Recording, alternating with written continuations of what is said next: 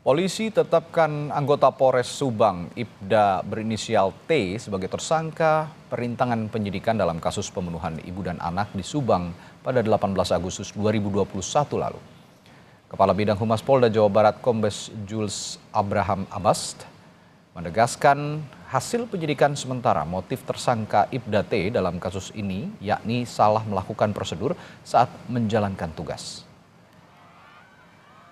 Dengan ditetapkannya obstruction of justice, kita mengambil TKP, yaitu pada hari Selasa tanggal 19 Agustus 2021. Itu tersangka T ini menyuruh saksi saudara S untuk menguras bak mandi di TKP. Tujuan dari menguras bak mandi ini oleh tersangka T adalah untuk mencari barang bukti yang tertinggal di TKP. Namun dengan dikurasnya bak mandi tersebut tentunya ini terjadi perubahan di TKP. Berdasarkan hasil pemeriksaan sementara motif Ibda T menguras bak mandi yang menjadi TKP pembunuhan adalah untuk mengambil barang bukti yang tertinggal di TKP.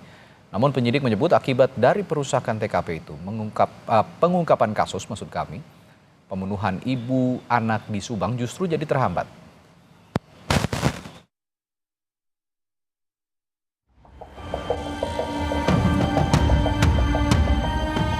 Usai vonis terhadap pelaku utama kasus pembunuhan ibu dan anak di Subang 2021 silam, polisi menemukan fakta baru jika ada seorang perwira yang diduga terlibat dalam menghilangkan barang bukti kasus, yakni Ibda T.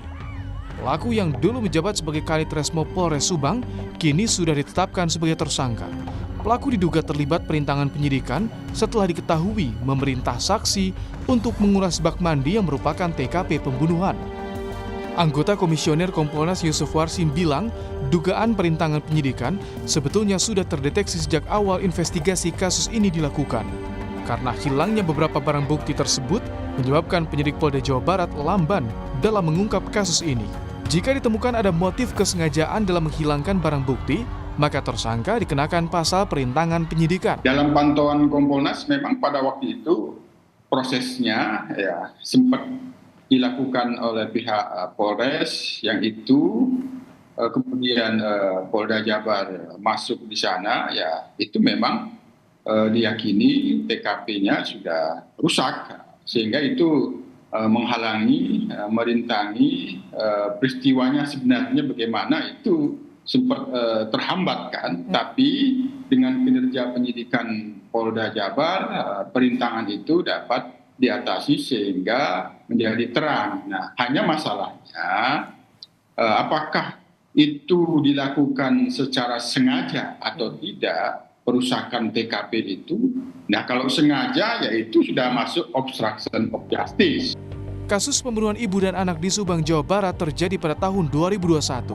Sempat mengalami kendala saat penyidikan, Polda Jawa Barat akhirnya menetapkan tersangka utama setelah salah satu saksi, Danu, buka suara soal kasus yang terjadi.